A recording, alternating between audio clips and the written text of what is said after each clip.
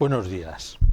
Tenemos hoy una clase que trata sobre el libro más importante que hay en la Biblia a propósito de la esperanza, el que más habla de la esperanza.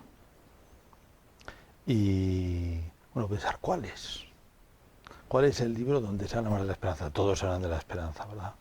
Cuando uno lee el prólogo del Evangelio de San Juan y piensa, el Verbo de Dios hizo carne, más esperanza que esa, ¿no? O cuando en los Evangelios el Señor habla del juicio final, pues es la esperanza, ¿verdad? Pero quizá el libro que más directamente está dirigido a la esperanza es el Apocalipsis. El Apocalipsis. Es curioso. Hay gente que piensa que el Apocalipsis es un libro esotérico, donde hay que buscar cosas extrañas, cosas curiosas, ¿no? Porque da un cierto pie para la cábala. Ahí se habla de números, aparecen imágenes, pero claro, hay que situar el Apocalipsis en su contexto. Es verdad que el Apocalipsis tiene un contexto lejano, que es la existencia de otros textos apocalípticos de la literatura judía, más o menos contemporánea al Apocalipsis, un poco anterior también. Hay unos cuantos. De esos no han pasado ninguno a la escritura, solo ha pasado este. Y este, que es el Apocalipsis cristiano. Pero Apocalipsis ya sabe que significa revelación. Hoy apocalíptica significa tragedias, apocalíptica significa cosas tremendas del final de los tiempos, porque algo le ha llegado de cómo se hacía este género, que efectivamente trataba de las grandes cosas finales. Pero sobre todo significa revelación. Revelación, pero no revelación de curiosidades. Entonces hay que ponerse en el contexto. Primero Apocalipsis es revelación. El segundo contexto que hay que poner es en qué momento se escribe. Se escribe cuando la Iglesia ha experimentado ya pues, las alegrías enormes de la expansión, de ver que efectivamente el grano de la doctrina, como había prometido el Señor, da frutos, que se asuma mucha gente y que es buena gente. La alegría de la compañía de Dios, el Señor que ha prometido estar con los primeros cristianos y que está, que ellos lo notan en cómo se expande la Iglesia, lo notan también en fenómenos extraordinarios que hay abundantemente en el comienzo de la Iglesia, luego cada vez menos, diríamos, pues la Iglesia no vive de milagros, vive del gran milagro del amor de Dios, sobre todo. Pero lo que sucede es que junto con estas maravillas, junto con estas alegrías, como ha pasado desde el principio, hay un contrapunto de tragedia. Y hay, diríamos, de tragedias serias, las complicaciones de la vida, los malos entendimientos entre los cristianos que empieza a haber, como hay en todas partes, enseguida, ¿no? Aunque haya tantas cosas buenas, también aparece la cizaña que el Señor ha prometido. Hay trigo, pero hay cizaña, que crece también. Y vendría bien recordar lo que dice el Señor cuando los siervos de aquel campo dicen, Señor, ¿quieres que arranquemos la cizaña? Dice, no, hay que esperar hasta el final, no sea que arranquéis también el trigo. Y es como una ley de la historia, también la historia de la Iglesia, la historia de la humanidad. Crece el trigo y la cizaña. Y es una razón también por la que, por así decir, el final de los tiempos no se adelanta. Está creciendo el trigo y el Señor quiere que crezca en la historia. Bueno, pues entre la cizaña, entre las cosas terribles que han pasado, ha pasado que se han desatado las persecuciones. Hoy no tenemos el miedo que podían tener aquellos cristianos que eran gente normal como nosotros, a que todo un Estado, como era el Estado romano, fuera por ellos, que fue lo que pasó. Ya han padecido la persecución de Nerón, han padecido una persecución más terrible todavía, más sistemática, más salvaje, la persecución de Domiciano. El cristianismo está prohibido, es una religión evitanda que hay que quitar porque es una religión maléfica, hace daño al Estado romano, eso creen. Por tanto hay que perseguirlas y se dan denuncias, ¿no? Y esto, claro, hay que imaginarse la tremenda presión que pone en la Iglesia. El haber conocido mártires que hoy muchas veces rezamos de ellos, hay mártires hoy en la Iglesia, pero a veces rezamos como personajes antiguos y quizá distanciados, que los vemos solo desde el punto de vista de que han alcanzado esa gloria del martirio, pero en su momento era una tragedia, ¿no? Los compañeros que los habían martirizado ante todos, ¿no? De una manera pública y terrible, ¿no? Bueno, pues en ese momento la Iglesia que no está para cábalas, veis como el contexto es muy distinto. El Apocalipsis no es una revelación de acertijos, es una revelación de que Dios está cerca. Primero, el Apocalipsis marca como dos tiempos, se ve. te está contando el tiempo de la Tierra, lo que está pasando por aquí abajo, con imágenes, y al mismo tiempo está abierto el cielo por encima. Es muy bonito cómo comienzan después de las cartas a las iglesias, dice el Apocalipsis. A mí me encanta esta frase que se dice aquí, que es el capítulo 4. Después tuve una visión. He aquí que una puerta estaba abierta, la puerta del cielo. Y es casi una imagen de la vida cristiana, la imagen de la vida cristiana que tiene una puerta abierta en el cielo. Y lo que está viendo en el cielo es el trono de Dios. Y está viendo el triunfo de Cristo. Cristo, que ha ofrecido su sacrificio y que está ahí, además lo ve, como el cordero degollado, que lleva las huellas todavía de sus padecimientos, pero que ha triunfado. Es el triunfo del cielo que ya están contemplando los santos, pero aquí en la tierra no lo estamos contemplando. Y en un momento dado se aprecia en el Apocalipsis cuando dicen que hay gente que grita, los propios martirizados: Señor, ¿hasta cuándo? Señor, ¿cuándo estás esperando para hacer justicia? Pero entonces aparece lo que hemos dicho antes. El Señor está esperando, dice, hasta que se junte el número de los que se tienen que salvar, el número de los elegidos. Es ese crecimiento del trigo y la cizaña, donde el Señor quiere que se haga el trigo. Por eso no interviene inmediatamente sobre la cizaña. El Señor ya lo había advertido, a mí me han perseguido, os perseguirán a vosotros. Entonces el Apocalipsis narra esta manera de funcionar. Un tiempo en la tierra donde van pasando cosas. ¿Y qué cosas pasan? Bueno, ahí aparece, por ejemplo, la ciudad, Babilonia, simbólicamente es Roma. Pero cuando uno estudia el Apocalipsis se da cuenta que las imágenes no están demasiado perfiladas. ¿Por qué? Porque no se refieren solo a lo que está pasando entonces, se refiere a algo que va a pasar constantemente. Babilonia en ese momento fue Roma, pero Roma fue cristianizada. Después ¿qué ha podido ser Babilonia?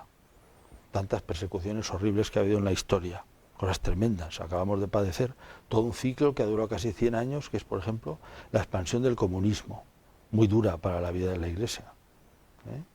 Tremenda, pero a lo mejor 200 años antes, en 1800 y pico, a muchos cristianos les parecía que las guerras napoleónicas pues era una catástrofe para la vida de la Iglesia, por ejemplo. Y es que, de alguna manera, las fórmulas se repiten. Quiero decir, los tipos se repiten. Hay personas que son fieles a Dios, que aquí aparecen y se han dado a lo largo de toda la historia. Hay mensajeros de Dios que aparecen aquí y los ha habido a lo largo de toda la historia. Y está la ayuda de Dios que se va a dar a lo largo de toda la historia. En unas ocasiones las persecuciones serán de un tipo, en otras de otro. Está prometido. Por eso os decía, el gran libro de la esperanza del Apocalipsis. Animar la esperanza de una iglesia perseguida. Animar a la esperanza de una iglesia perseguida. Para eso sirve.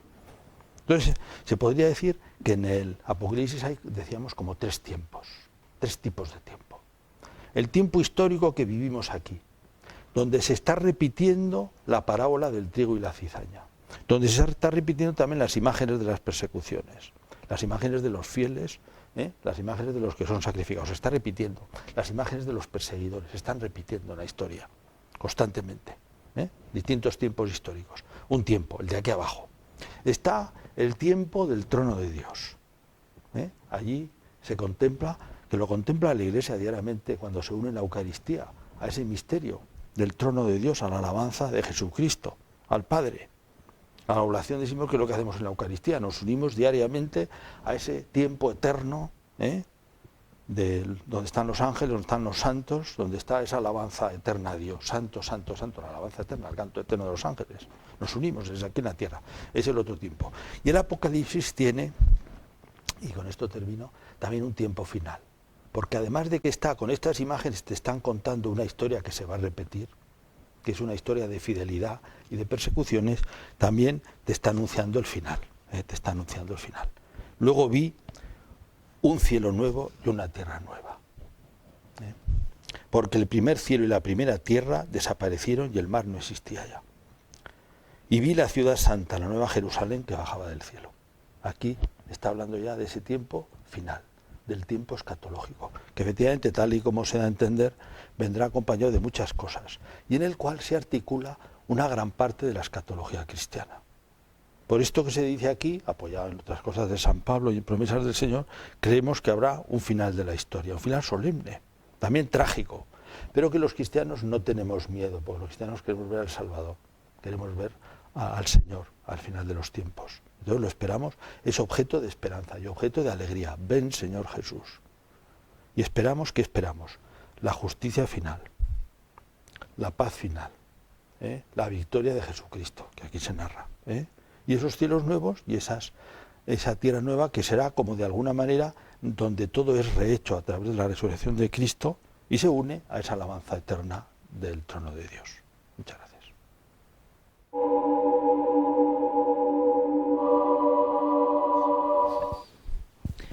¿Por qué en el Apocalipsis se da un mensaje de esperanza dentro de tanta narración enigmática y tanto sufrimiento?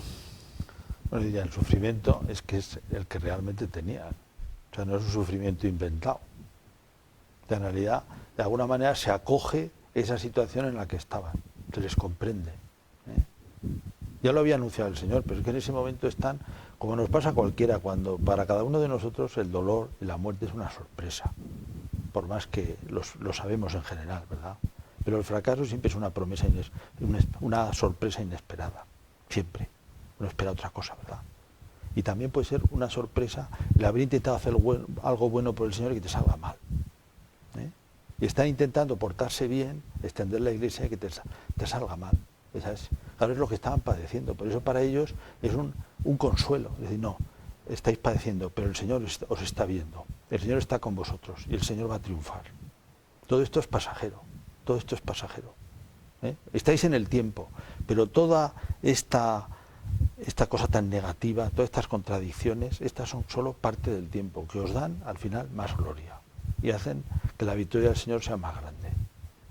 En ese sentido es motivo de esperanza.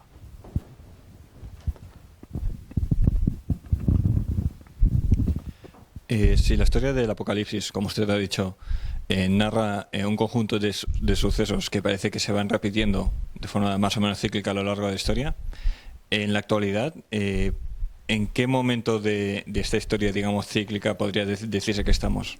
Sí. Hombre, yo no entraría en decir que sea exactamente como repetido el ciclo de los 7 ángeles, las 7 trompetas, etcétera, sino que cosas que ahí pasan realmente se repiten. ¿Qué se repiten? Pues personas que están vendidas al maligno, de alguna manera, y que son profetas malignos, profetas falsos, eso se repite. La historia está llena de profetas falsos. Y a veces, y otras cosas, como decíamos, Babilonia, centros de persecución de la Iglesia, pues los ha habido. No es que tengamos que convertirnos nosotros en una especie de cábala, porque como he dicho, el Apocalipsis no invita a eso, a que estemos todo el día pensando en la cábala. Tenemos que pensar en la esperanza de Dios y que tenemos que hacer el bien y que tenemos que hacer progresar el trigo, eso es lo que nos toca. Lo otro, digamos, el tema de los tiempos no se nos ha revelado y quizás se ha puesto tan oscuro también por eso, porque no se nos quiere revelar. Pero sí se nos ha dicho que vamos a padecer. Sí se nos ha dicho que por ser fieles vamos a ver. Sí se nos ha dicho que el Señor va a triunfar. Eso se nos ha dicho.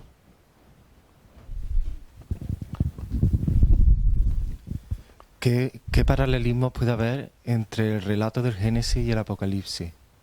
Sí que lo hay, porque, claro, en el fondo es el gran ciclo de la historia. Y todo el ciclo de la historia es un ciclo del amor de Dios. Por el amor de Dios han sido hechas las cosas, y es un mundo que ha salido de las manos de Dios y que refleja la gloria de Dios.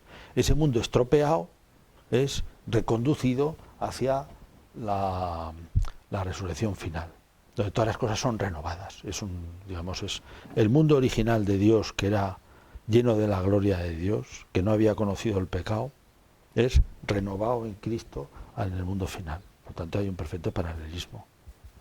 Y luego, claro, Dios está presente al principio y al final. Las obras de Dios están presentes al principio y al final. De alguna manera es como si desde el punto de vista de la mente de Dios no se pierde nada. Todo es recuperado. ¿Qué ha pasado entre medio? Entre medio, además de las cosas que Dios ha creado, ha pasado toda la historia humana. Toda la historia humana que queda escrita para siempre, en la medida en que está como incluida en la resurrección de Cristo. Todas las cosas buenas que han hecho los hombres venciendo el mal en sí mismos, los demás, unidos a Jesucristo, todo eso forma parte de una historia única, en cambio.